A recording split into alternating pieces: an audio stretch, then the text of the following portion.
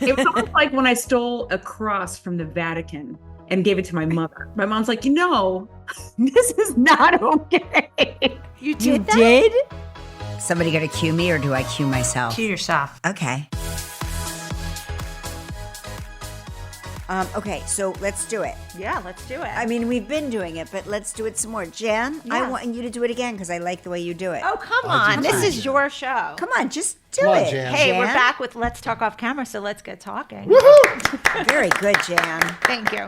Now that I know that your dad listens, I feel like we need to incorporate more Jan. I the want your number one dad. listener. I want your dad to like me. He's gonna flip out over the period episode. So, My dad loves you. well, he loves you more.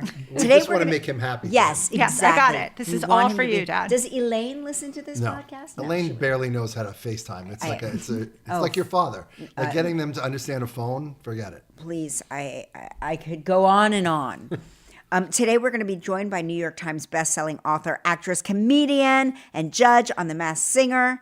And she's like a makeup baroness, Yes, by she the way. is. Yes, that's right. We're talking to Jenny McCarthy Walhberg today. Let's talk. Jenny, you recall Albert because I feel like you came every week to the tapings of Hope and Faith. Oh, all the When time. Jenny McCarthy was on Hope and Faith, Faith Ford and I we would start everything by singing 867-5309 to her because we would just be like, Jenny, who can I turn to? Oh, you're going to have to was do like- that again. And she was like, yes, everybody in school. Everyone in the world. And then we would say, Jenny, tell us a story. And she would tell us a story that would leave us in tears streaming down our faces. Every word she utters is absolute gold. I'm going to see if I can get her to tell the MTV movie awards that she hosted wearing a Dolce Gabbana dress. It is a showstopper. Oh, let's hear it. Do we want to talk about you and Isaac Boots and Oh, your we have to. scintillating? All right, this is just a quick thing. So I went away for the weekend. Glenn and I went on a trip this weekend. He's been feeling a little bit better, so he wanted to take advantage of it. It's our anniversary and his birthday, so we went to the Bahamas. We land, we go to the place where you like meet the cars, and they're like, "What's your name?" And I said, it's Glenn and Jan Wiener. And then I hear, "What's your name?" And I hear, Isaac Boots. And I was like, what? No. I turn around, Isaac's there. Now, Isaac and I had been texting earlier that morning about the Madonna episode. Right. So we both looked at each other and said, what are you doing here? And he said he was on listen to this, a fitness retreat with Goop. With Oh, Goop. it's With Isaac Goop. Boots times Goop. Times Goop at the hotel I was staying at. Oh, and he said, well, if it was a Goop-approved hotel, then it had to be pretty Jan. fucking it swanky. was swanky. So he said, "Why don't you come?" And I said, "Well, I didn't sign up for this." And he said, "You'll be my guest." So I show up to these classes With with all the influencers, the Goopers. with the Goop influencers. Yes. So every single mat has a Branded. telephone, set up on a tripod to film themselves working out, and each girl is wearing diamonds. Nothing. One girl Yes. had a whole thing of pearls around her neck that each pearl was like the size of my wrist. Like they were huge. I'm like, who works out like this? So I crashed the event. They did have like some really great gift bag that I really kind of wanted to steal. Like I was there, so I Yeah, could take you it. go. I didn't. I left Oh. without the gift bag. Well, but we'll call Isaac and ask him to swipe you one. Yeah. anyway, it was Jan, it was who was such the a best in the coincidence. class, Jan? I Jan. was not the best in the class, but it Come was. on. it How was- about her ass? Jan, your Jan. ass is amazing. Oh well, thank you guys. You made the gram. I made an Isaac's gram. I felt bad because there's all these influencers there, and he puts me on his Instagram. Yeah, I'm like, because you had the hottest ass. And you were Sorry, killing it in the Goop class. Sorry, Goopfluencers. Sorry, anyway, Jan's it was dad. such a random coincidence. Yeah, It was sorry, such a Jan. sorry, Dad. All right, well, that's Wait, did you have sex with Glenn? Sorry again. I did have sex with Glenn. He did faint on the second morning we were there. I think it was all too much too soon. The sex, the Not during tequila, sex. the gambling, right. all of it, the sun, all of it. Right. Then we got him back to life. Yeah. I posted a picture and I said weekend at Bernie's. I saw it. I saw it. My dead body husband It's next like, to if me. you know, you know. And I was like, I don't know. What's happening Yeah, I didn't there? know that. I didn't know what that was. You know the reference to Weekend Yeah, at of Bernie's, course, right? but So I I was didn't- saying like we prop The up the dead dead guy body. next to Jan. me. I was hoping it was like his favorite movie, or you guys So went on do your you- Propped first. up the dead guy next Was to me. it was it the sex, the tequila, or the gambling, or the sun that did it? Do you think? Dad, I'm going to say it was the sun.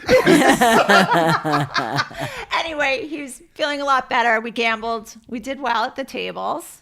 Paid for the Good. trip. Excellent. And here we are. I Here we are doing a podcast. Do you feel the need to have more sex with him because his last name is Wiener? We don't have to edit any of this out. More like a Sorry, cocktail- Jan's dad. More like a cocktail wiener. Cocktail wiener? Glenn said to say that he's a foot long. No, now it's like a real Full full. wiener. Yeah, now Oh, it's an good. Oscar Mayer. Oh, Oscar Mayer. Excellent. Excellent. Oh no, Hi, it should Dad. be. It should be. It should not be Oscar Mayer. It should be Hebrew National. Oh, okay, you're right. You're right. You're right. Let's be You're right, smart. right, Let's be sensitive. Yes. About his Hebrew Jewishness. Okay, I don't even know how to segue. She's here. She's ready. She's here. She's All right, ready. Let's open it up. She looks gorgeous. She's so. Hi, Fred. Hi. Let's talk about Jenny McCarthy, who is joining us now.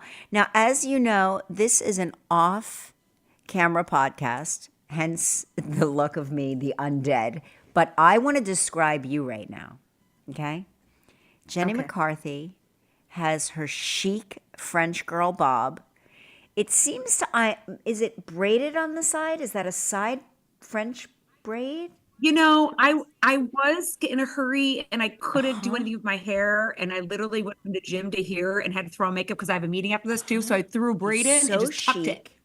You look so good. I Thanks. love this, like, is it a mock turtle sleeveless? I like to think that you are in a thong bodysuit while you're talking to us. Am I right?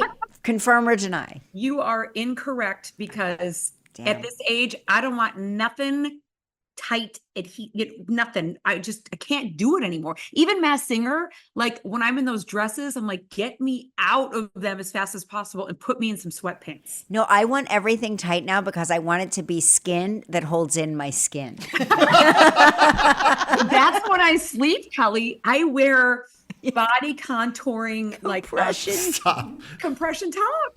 Because my boobs, otherwise they'll go off the bed. Okay, tell me about your boobs because I want to talk boobs right now. I've always been mostly flat-chested my entire life, except for when I was pregnant and nursing. And even then, I went from like A to a double A.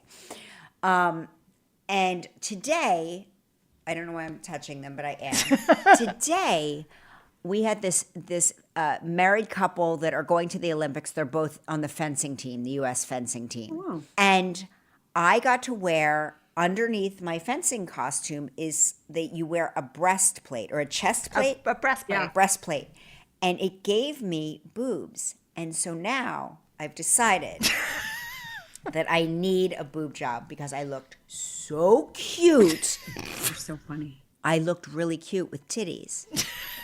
You've gone this long without them and they've looked so good and so beautiful. I am jealous. If I can time machine back, I probably wouldn't have a career if I had no tits, but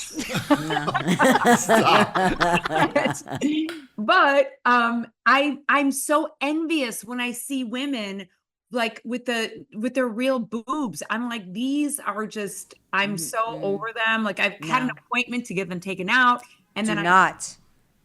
I just have to get them fixed though, because one right now is going this way. I've got the boob tape on to kind of keep them in front of me. But they're just, one is literally like a lazy eye. I have a lazy boob. It's like one's looking that way. Well, I always thought because they were small, they would just stay put, but it's full Nat Geo now. I get it. Now it's an A long. You know, if we're going to go there, there's other body parts that I did not realize would be falling apart as well. Yeah, never do a downward dog. It's true. Don't It do really it. is true. Don't do a downward dog. It'll break your heart. I did a downward dog in shorts. I was in the Caribbean. I took a class like an asshole, and I was in shorts, and it was overhead lighting. It was overhead lighting. It was sunlight, and I did a downward dog, and I went, "What happened here?" Right?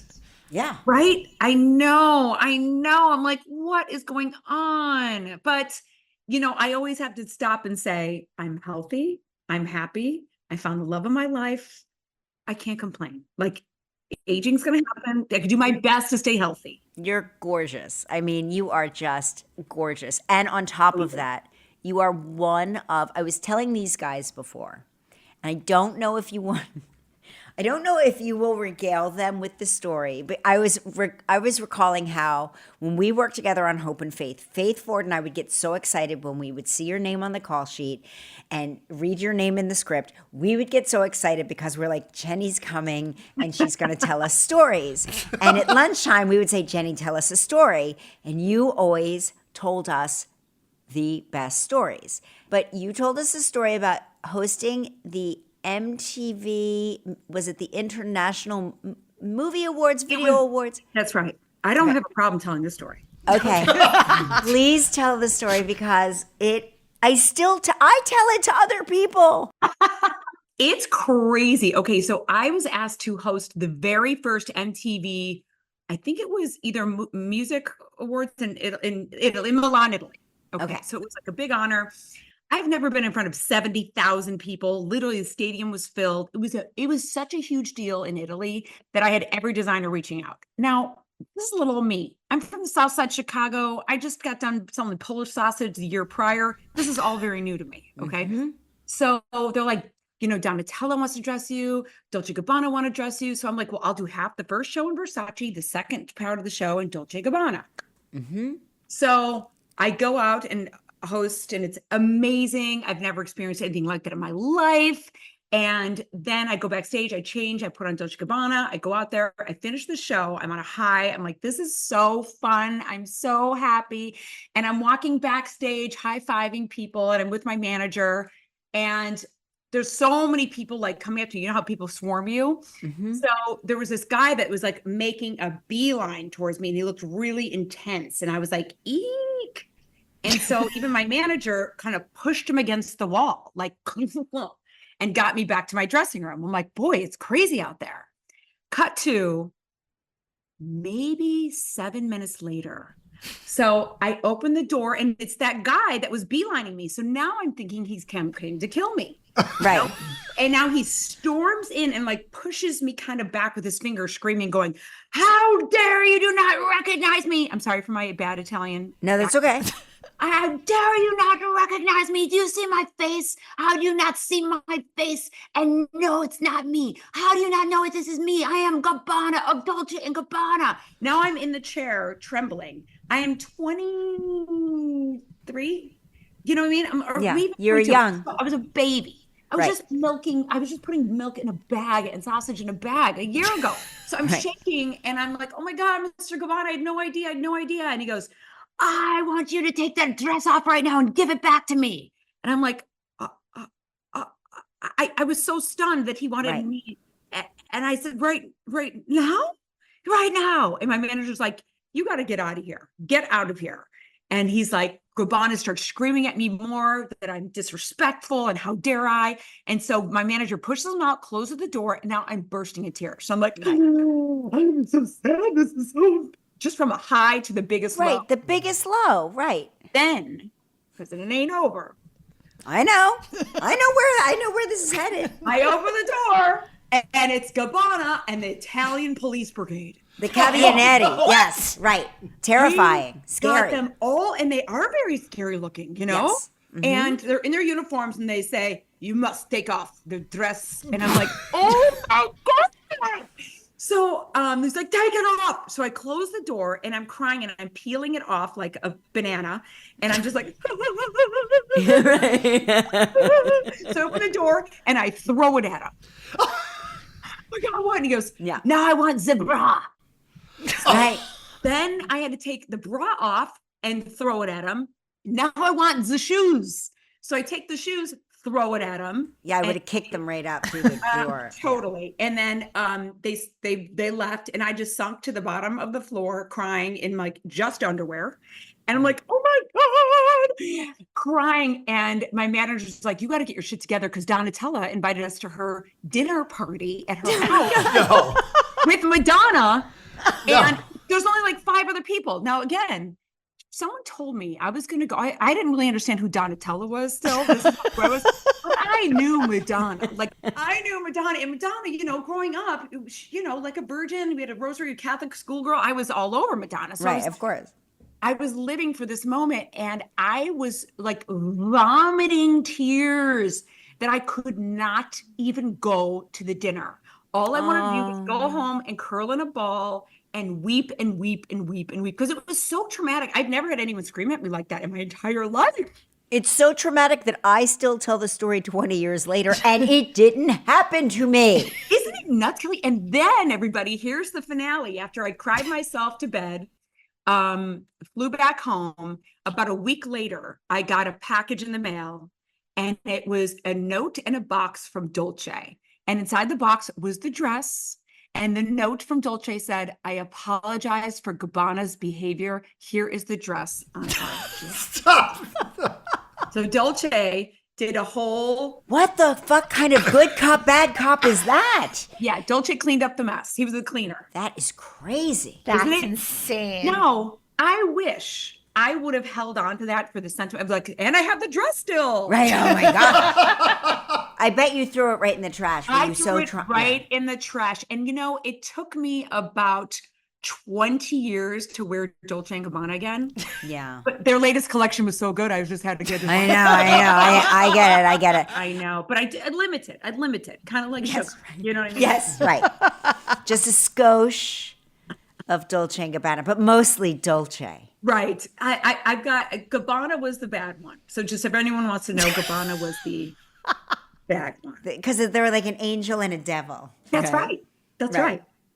Don't hurt her. Give her the dress. Fuck her. She did not know my face. Can you imagine doing that to somebody that's like 23, just this little girl that doesn't know any better? Like was crazy. No. But that wasn't the last time I've been screamed at either. I mean, there's been some, I have, like, like when I went to the show with you, I just have this plethora of stories that someday I really have to do the Hollywood version. I feel like you need your own Jenny McCarthy Walhberg story hour, where it's like once a week at midnight, the episode drops. It has to be at midnight because midnight is like when the scary things happen. But you tell the Dolce Gabbana story. You tell the story about the time you took Ambien and flew from LA to Chicago. You tell, you just tell the stories that you told Faith and me during lunch, and you will have 12 trillion followers. Now I need to hear the Ambien story. Yeah, tell Jen the Ambien story. Oh my God. Okay. So I'm calling it Ambien for the sake of being Ambien. I'm not quite sure what that bitch gave me, but yes, but it was something. So I was in LA and I was currently just living there, and I was just like crowned Playmate of the Year. Mm-hmm. So they're like, we need you to go back to Chicago to do a convention where you take pictures with people, and I was Playboy readers. Playboy readers. Right. Actually, it was photographer. It was a photography convention, but they got to shoot models that were there. So they hired Playmate to be there. And the year. Mm-hmm. So I have to take a red-eye flight, and I'm really worried about not sleeping. So I was like, what am I going to do? Now, the worst thing I ever took was maybe Advil at this time. Advil. Right. Well, maybe that's not true. In college, I had some fun with some acid, but that's a different story. Those were like illegals. But But Advil is like the gateway drug. Yeah. So next thing you know, you're on NyQuil. Exactly. Like I wish I would have just taken a Benadryl. Right. So this Playmate goes, here, just take this and you'll be out. And when you get to Chicago, you'll be fresh as a daisy. So I was like, okay, pop the pill. The next thing I know, the flight attendant is shaking me. Like there's multiple flight attendants shaking me. Literally, like, in that movie Airplane where they're like, they shake that woman, they're smacking the woman, shaking her. That was my scene of being shooken. And they're like, ma'am, you have to wake up. And I was like, literally drooling. Okay. So they had to have someone help me like find my car.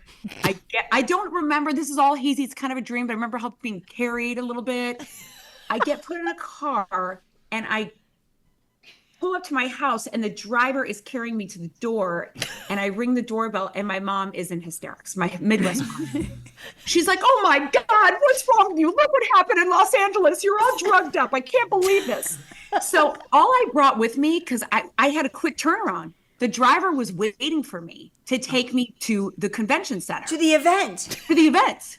So my mom's like splashing water in my face, trying to like clear me up. I go, "Mom," and I pull out of my purse my outfit, okay, that I'm supposed to wear, because that's all I brought. And it was like one of those cheap little tiny dresses that you can crunch in a ball and you pick it up and there's no wrinkles. Oh, those ones. So I think I got it for like $6 somewhere. So I'm like, "Ma, you need to like maybe get I think I had like a little, I don't know, some type of a little tiny stain on it. Guacamole or something. She's like, "Oh my God, I don't think this is a really good material to try to do that. Let me just try to use my nail to crust it off." I'm like, "Okay, whatever." So she gets me dressed, and literally my mom is getting me dressed. Like a child. Like a child. I'm still kind of slurring. She's putting food in front of me right now. And all of a sudden I start talking to her and I go, and I completely shit myself in the dress. I'm supposed to leave in 5 minutes. I only have this, and my mom wears muumuus. My mom only has Mrs. Ripa muumuus. And we are in like bumfuck. Like you can't even, like we were so far away. So I was like, "Oh my God." And I just immediately have like some tears falling down my eyes. My mom started screaming. She's like, "Jenny McCarthy, Jennifer." And she strips me down. She runs to, remember, she couldn't even get the little guacamole thing out. Right. So now she has it underneath the sink and scrubbing and scrubbing and scrubbing, and then taking an air dryer to it, a blow dryer. Yeah. So now it's like damp. That'll fix it. It's damp and I smell like shit. He tosses me back into the limo. And you know, those limos back then were like those. Yeah, they were giant. Right. So I know the driver was like, "Man, this girl is fucked up."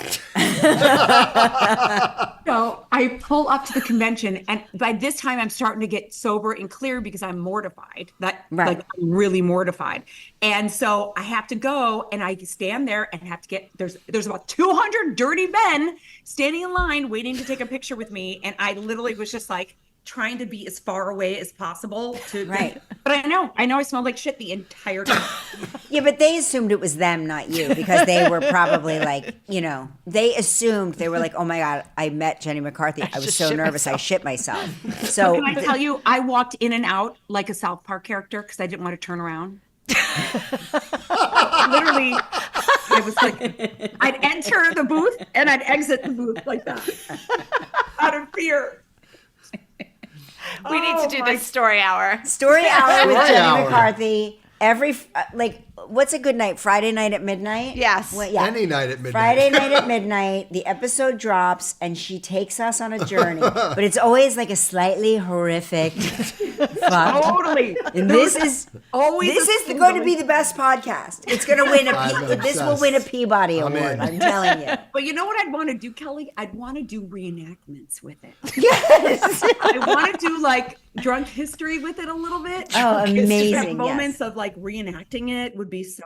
I will play Gabanna. Oh my God, that would be so You great. reunite with somebody in every episode. Yeah, in every episode, we'll have some person play themselves. I love it. It's such a good idea. But Jan, you know- get on this, Jan. Get on Okay, it. we'll produce it. We're going to produce it. You know, though, I will say that about you, Kelly, if I don't mind taking a departure for a second, because you have been a very instrumental part of my journey. Like, you know how there's just moments in your life that you remember, and then there's some that just blur away. Mm-hmm. And I say this every time I come on your show. I'm like, I love this woman. I love her so much. When my son was diagnosed with autism, and I think I've told you this many, many times, but Yeah. I found out Evan was diagnosed with autism, and you can imagine what one goes through. It was the end of my life. I was devastated. I had to go home and pack a suitcase to get on a plane immediately to go on your show. And all I wanted to do was cancel, hold my baby who was just having like deadly seizures. Mm-hmm. But I had to feed and fix him. I needed money. Right, So of I course. had to get on the plane. My husband wasn't making any money, so it was on me. So I had to fly there, and I just remember grabbing you going like, I need help. Like I needed to hold on to like a life jacket, like the biggest life preserver. And to this day, I'm like, I was crying backstage. I was trying to get my shit together. We got through it. And I'm so grateful because I will never forget that it was the lowest part of my entire life. And you were like the next person I saw. And I was like, "Ah." So I'm sorry to unload on you. But No, I saved feel me through that time. I was happy to be your Dolce to You the were. Gabbana of the diagnosis because here's the amazing thing about your son, and I know what a fierce advocate you are and how you really have. I always say this about, Holly Robinson Pete and you. You are two moms that went through this before there was a real community and a real dialogue around autism and autism spectrum disorder. And so there were no resources, there was no real support group. I may have put you in contact, I think, with that. Do you remember that man I randomly met at Met Stadium? Yes. And he's like, I run an autism advocacy group. And I was like, you need to know my friend. Her son was just diagnosed. It was so helpful. It was so, there was, you guys, back then, like Google was just born maybe that year. It was, Right. if you Googled, there wasn't that much stuff coming up. No, there was nothing coming up. There was nothing. And so Right. it was a very, very scary time. And you helped me sell a lot of books that helped pay for speech therapy. So I will always be in debt. But I remembered that book. I was like, God, I wish this book was around when I was pregnant. Like, I wish somebody had written this book because Jenny's actually telling, like, when you read What to Expect When You're Expecting, you're not expecting any of the things that happen to you because they don't tell you any of that. That's correct. They don't tell you. And I had to tell, I brought Evan home from the hospital. The book we're talking about is Belly Laughs. And when I brought Evan home from the hospital, I was like, I had this realization. I went, wait, everybody lied. Like, they didn't tell the truth. The doctor didn't even tell the truth. Like, there were so many things that were left, like, it's supposed to be, it's not ladylike to discuss. Right, we don't discuss these things. Yeah. So speaking of Evan, how is he doing now?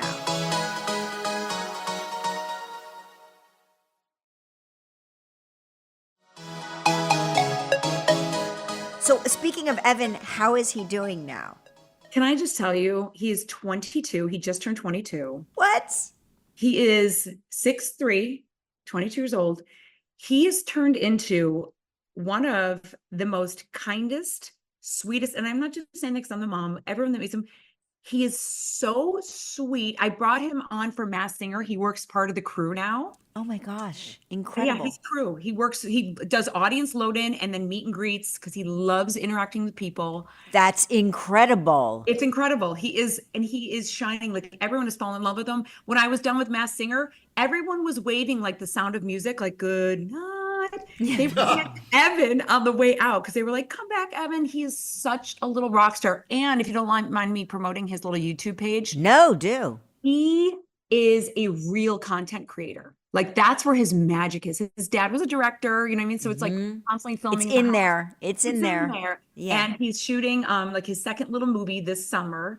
And it's called Gaming_USA. And you can see me and Donnie in a lot of his skits and stuff like that. Amazing. Albert's writing all of this down. Gaming Gaming_USA. So if you have young adults, teenagers, he makes good content that's very sweet and fun and gaming. And sometimes, all the for stuff I don't him. I know. You know what it is? It's your dedication. You did that. You did that. He did that too. No, I understand that, but you made a path available to him to do that. It's true. I mean, when I look back at that path, Kelly, I mean, some of the stuff, because like we said, there were no instructions. I was told that day he was diagnosed that he would be institutionalized. And all I could think of is like, first of all, F you to tell any mother that. And the institution I was hoping for was Harvard. So I carried on with a goal and a path going, I'm going to figure this out. Now, mind you, because no one really came before me in terms of treatments and stuff, I was doing everything. I mean, it was like, you name it, this poor kid endured. He was the first one that I tortured through everything. Here's the good news. autism or not, your first child is your first pancake. So you torture them regardless. That's true. Literally put them through. I always say to Lola and Joaquin, I go, you can thank your brother because we knew not to do that to you because we tried that with him and it was awful. So because he was your first child, autistic or not, you would have tortured him because you would have read somewhere that rubbing spoons on him works for Right. something. Thank you for making me feel better about that. You're welcome.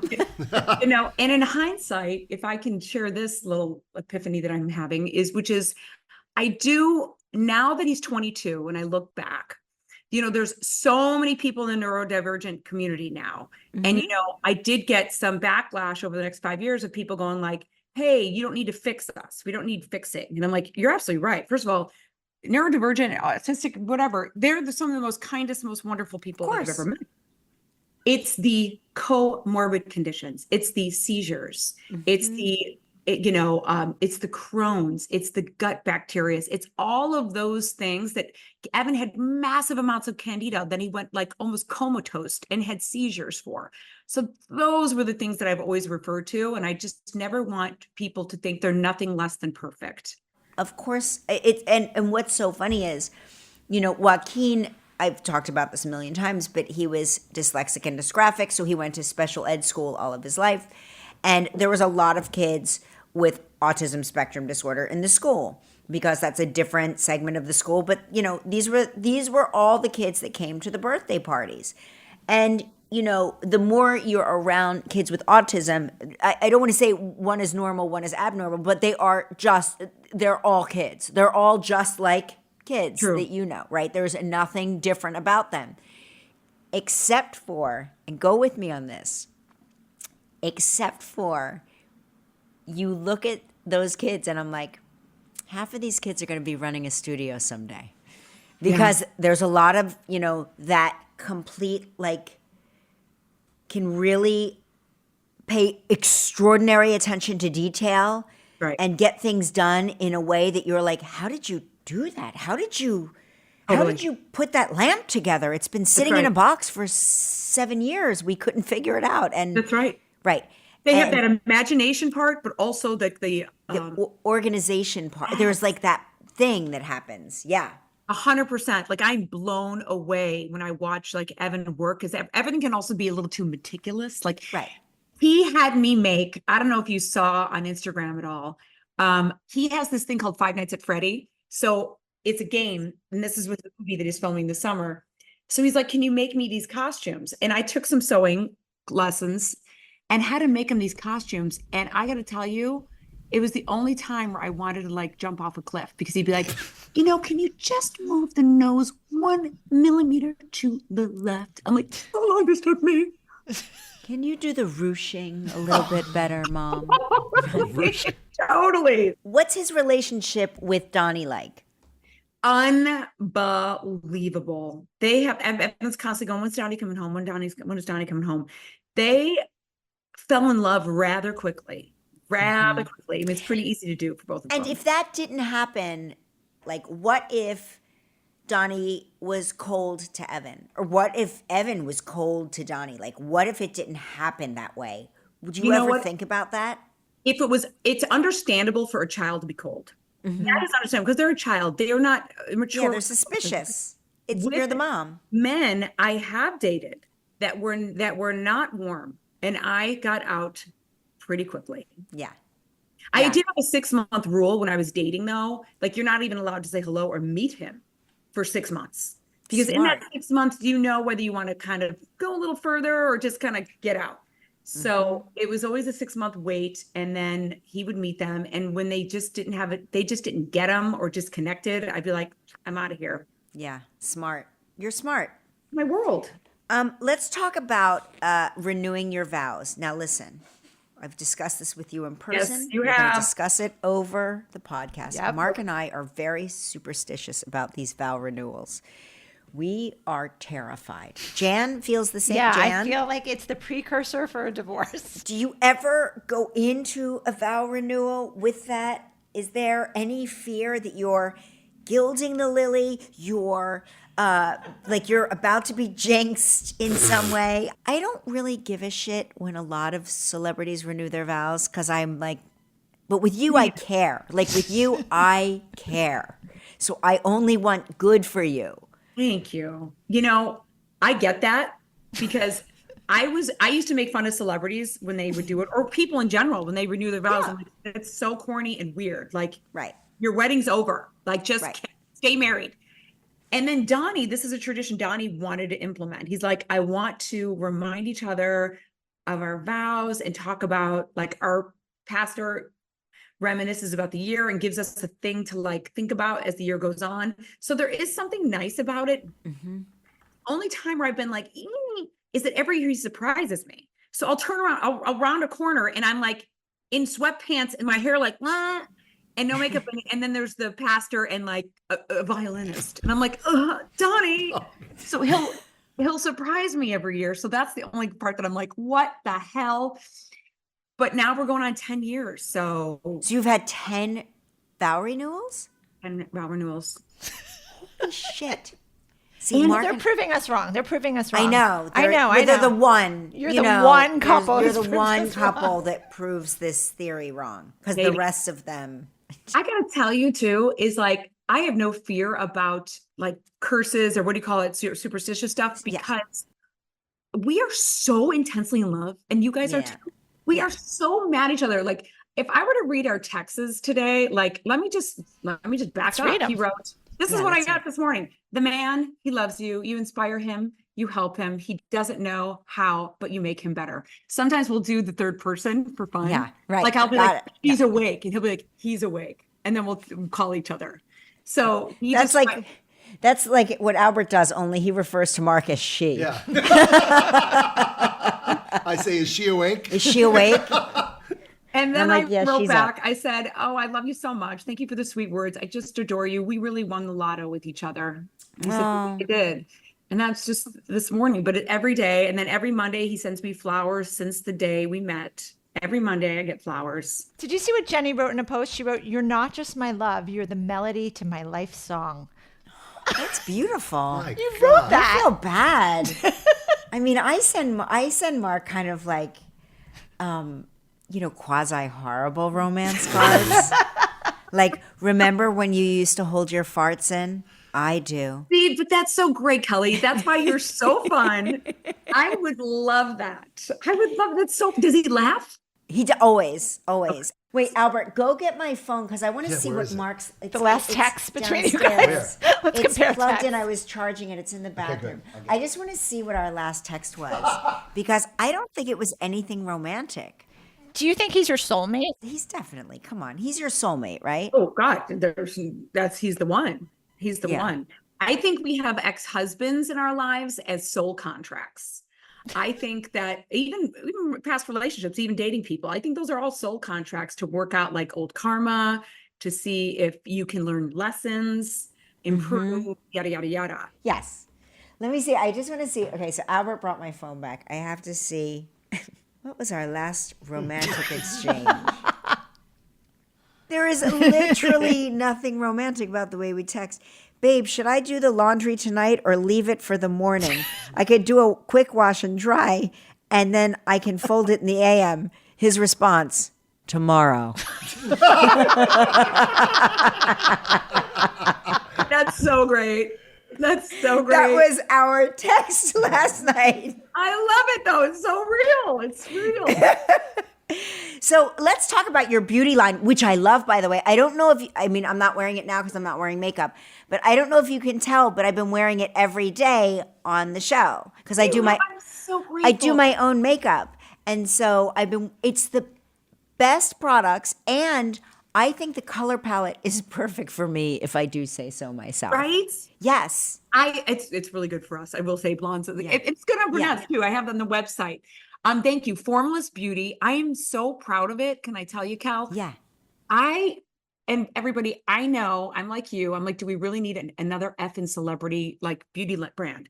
But Well, we need one that's good. that's right. I did. My intention was just because I have an MTHFR gene mutation. I've got SIBO. I've got so many like things that are issues in me that I'm fixing. And I can't take one more like toxin. So I dug and did some real homework on makeup to try to find the cleanest brand because I was just going to buy the cleanest brand. Right. I couldn't believe how many companies use the word clean and they're not clean. I didn't realize dirty. I didn't know that the FDA, the last time they regulated makeup was 80 years ago. Oh, is that true? 80 years ago. They had an amendment about 3 years ago. And the amendment said, we're just going to call companies to make sure that they're not making makeup in the basement. That was it. Right. That's right. it. There's no regulations. They trust, now that I'm on this end, you guys, they trust us, the manufacturers, to say, yeah, it's safe. Yeah, it's fine. I was like, when I started this, I go, I'm going to make the cleanest effing brand I can make. I'm going to make it here so I can watch them in the United States because I just don't trust anybody anymore. I don't trust our regulatory agencies. Now, how do I know about clean ingredients with makeup? Well, I did research, but that doesn't count. I rely on the EWG. Do you know who they are? No. Oh, EWG? Yeah, if you go to ewg.org, okay, so ewg.org, they're the environmental working group. They are the only last standing organization that's on Team Humanity. Like they're not captured by anybody, and they are so tough when it comes to, they have over 900 pages of unacceptable ingredients in makeup. And so you won't see a lot of makeup companies getting their verified stamp of approval because chemicals are cheap. Makeup companies want to make profits, and no one really cares about Team Humanity anymore. So I'm like, I'm going to go for Team Humanity, make clean ingredients, and I'm going to get their stamp of approval because they've got tons of scientists and doctors working on what is good in makeup and what is not. So we submitted ourselves. I worked with them alongside them to say, okay, we're using this, we're not using this, la, la, la, la.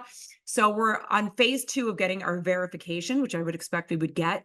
And we're going to be one of those couple of brands that, celebrity brands that actually have done it. That is great. I'm so proud of you. Thank you. And they're such, great products, just gorgeous. And I have to say my mascara, because our mascara just came back in stock, and I don't think I gave you the mascara. no, you didn't give me a mascara. You gave me the eyeshadows and the brushes and lip glosses. Yeah, lip glosses. And they're all gorgeous. Not that you can tell because I please, you're clearly stunning. no, Stunning. but I will say I've been wearing it every day. Formless Beauty is the name, and it's so good. Here's my question, because I'm not proud to say this. I have eyeshadow palettes that are 25 years old because they have, I'm sure, so many preservatives that I should throw those away, right? Yes, especially because, Kelly, they have talc in them. So now talc is a carcinogenic. Oh, right, talc. Talc is a carcinogenic, and you are putting that in your, and remember, our skin absorbs the most out of anything. So you want to get rid of that. Ours are talc free, of course. But you and I kind of grew up the same. Like, don't you have a hard time parting with something that doesn't seem like there's something terribly wrong with it? Like, it still sort of seems fresh. It's almost like bread. I will happily cut a moldy bread if it's the last piece of bread. So I get it.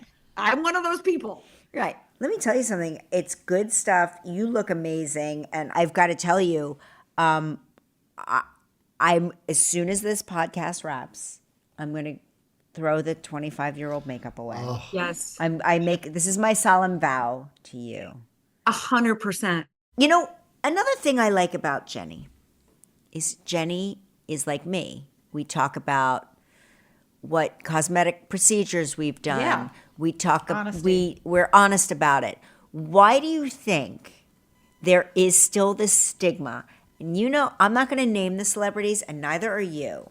Yeah. But why do you think there are so many celebrities that pretend that they just drink water, do yoga, and stay out of the sun?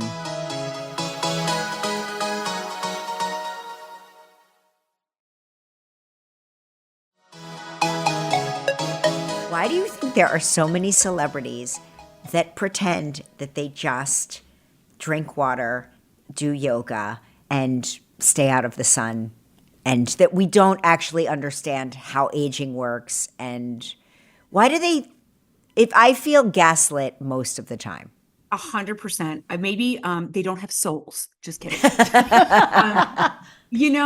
Sometimes the only thing I can think of is in this business, if you didn't start off with a really good foundation, if you don't have people that are grounding around you, you can get lost in the identity of who you are to the public. Right. And you want to put on this facade. And, when I did many of my own talk shows, I couldn't believe how nervous celebrities are backstage sometimes. Yeah, they're terrified. Yeah. They're terrified because they're like, I have to try to be the image that people think I am. That's what the people that were most nervous, the people that have the cotton mouth the most, because they're like, am I going to perform as the person that you think I am instead of just being yourself? Yeah. Speaking of talk shows, tell me about your time on The View. I have to talk about some stories from there. Yeah, give it. All of them turn funny, but I've got so many. Which one do I pick? This one, though. I'm on the blue couch, the half moon couch that they have. Right. All the guests in. So I don't know who I'm interviewing. I can't remember, but I'm like, and then all of a sudden, my eyes go wide because I just feel like this rush of a period. Mm-hmm. And now in your 40s, when you're like perimenopausal. Oh, you bleed out. You bleed out. You basically hemorrhage. Your uterus falls out. I'm sorry, but it does. So now I'm sitting on the couch going, oh my God, this is a light blue couch. I have to cross my legs harder. And what am I going to do? Like of course I'm wearing a freaking dress. Mm-hmm. So I wrap up the interview kind of early and everybody gets up except for me. And I just sit there. I just sit there. So that now everybody's doing something else, gone, and I'm sitting by myself. And I'm like, son, you have to come, trying to talk to somebody. Like, I didn't want to say over the microphone, I got my period. Please help me.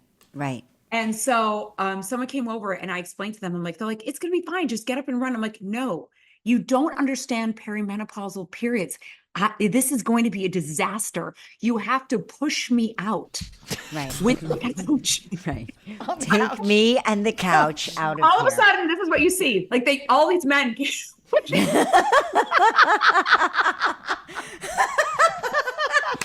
Oh my God. And I just glide past everybody like, we still had another interview to do.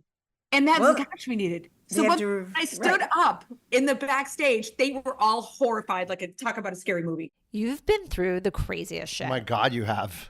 It was almost like when I stole a cross from the Vatican and gave it to my mother. My mom's like, this is not okay. You did?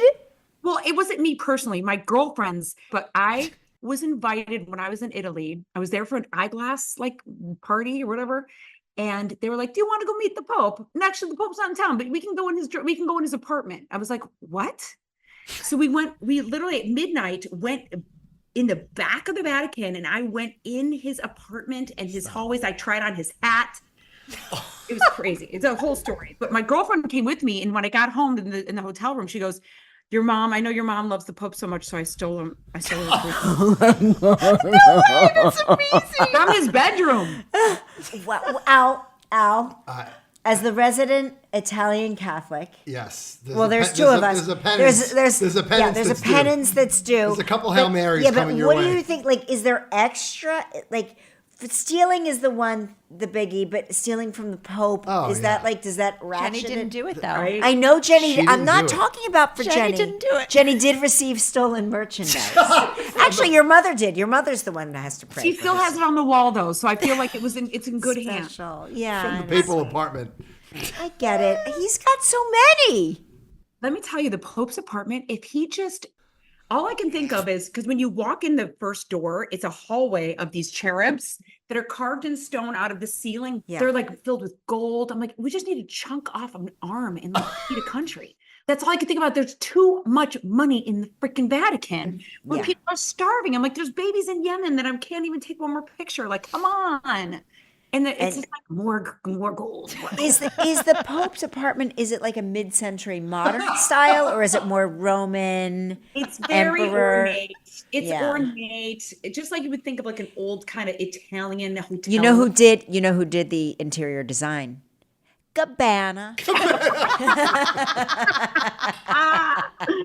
That's awesome. He should have turned on his TV to see what he was watching last. Oh, I know, that would have been good. Turn on the papal TV Like to the see, Real Housewives. like, what channel was it left on? Oh my God, that would have Bravo. been good. We should have been there. God, you do everything good when I'm not around. Well, I've got to tell you, I know I tell you this every time I see you, but I love you. I adore you. I'm so proud of you and you. everything you've accomplished. And I know you work so hard. And I just thank you for being a part of this here humble podcast. I love you, Kelly. Thank you so much for being just a real, kind, genuine, loving, smart, funny, inspirational human being. Right back at you. And don't forget, everybody, to pick up Jenny's vegan, cruelty-free Jan. Yep. I've been wearing it every day. Formless Beauty is the name. You can catch her on The Masked Singer on Fox. You can catch her when she renews her vows for the 10th time. All right, girl. I love you, honey. Bye. Bye, you guys. Thank Bye, you. Jenny. Bye. So Bye. fun. Jenny McCarthy. That was awesome. Come on. She does not disappoint. At all. She doesn't. The stories, I can listen all day. Forever Guys, and ever. Let me tell you something. That is a fraction. Faith and I, all we would have to say at lunch was, Jenny, Tell us tell a us a story. story. And Please. we would just be sobbing. The story about the Ambien on the plane. Oh my God. That Vatican story just killed me. Stealing the I'd cross never- from the Pope's apartment? I'd never heard the Vatican story before. Brilliant. So that was like new to me. That was new stuff. All the breast stuff, by the way, the Joan Rivers breast joke. Oh, when she was like, I get a mammogram. I can get a mammogram and a pedicure at the same time. It's a great one. It's a great one. It's so good. It's so good. It's so good. Oh my gosh.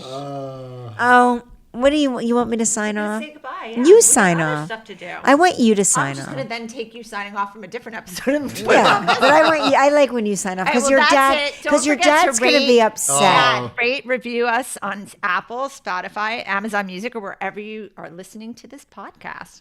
And we're sorry for Jenny's period story in the middle of the episode. It's so true. Your dad is going to turn off the beginning of this. He's going to like try to fast forward, and then he's going to stop fast. He's going to be like, God, I hope they're done talking about Kelly's titties. And my daughter having sex with her husband. And then he's going to land on Jenny's period story. And then he's going to be like, my God, this podcast has really gone down the drain. Well, Dad, if you're still listening, goodbye. I can't wait to talk off camera next week. Woo!